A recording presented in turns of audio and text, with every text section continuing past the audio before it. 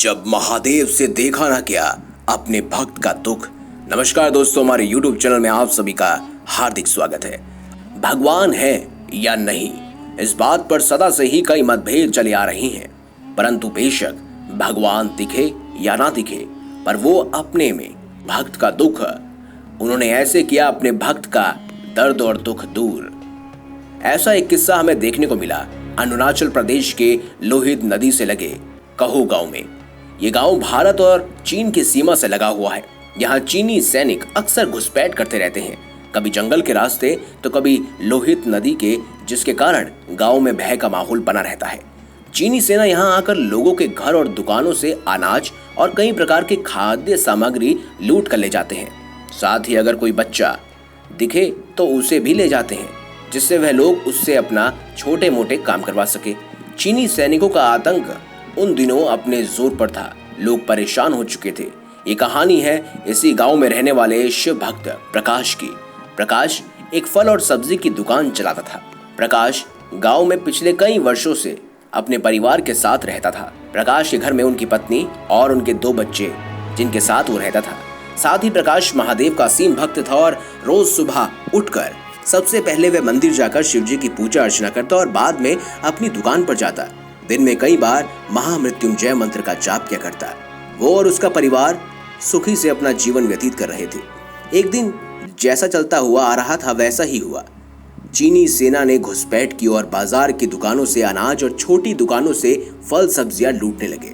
इसी बीच सैनिकों ने प्रकाश की भी दुकान खुलवा दी और उसे भी लूटने का प्रयास किया। उसी समय प्रकाश का छोटा बेटा स्कूल से वापस घर आ रहा था। वो मात्र 7 साल का था। उन सैनिकों की नजर उस बच्चे पर पड़ी तो 2 चीनियों ने उस बच्चे को उठा लिया। ये देखकर प्रकाश बहुत डर गया और उसने उन्हें रोकने का प्रयास किया, परंतु उसकी किसी ने भी नहीं सुनी। साथ ही एक बड़े से डंडे से उसके पैर पर प्रहार कर उसे घायल कर दिया गया। वो मदद की गुहार लगाता रहा, परंतु कोई भी आगे नहीं आया और बच्चा चिल्ला रहा था, पापा मुझे बचाओ। लेकिन घायल होने के कारण प्रकाश खड़ा भी नहीं हो पा रहा था। चीनी सैनिक नदी की ओर बढ़ रहे थे। प्रकाश भी उनके पीछे पीछे जमीन से उठकर लंगड़ा कर चलने लगा और बच्चे को बचाने के लिए विनती करने लगा। उस नदी में उतरने लगे एक सर्प ने उन सैनिकों को डस लिया। वो सैनिक आधे से ज्यादा वहीं पर गिर पड़े। देखते ही देखते कई सर्प और आ गए।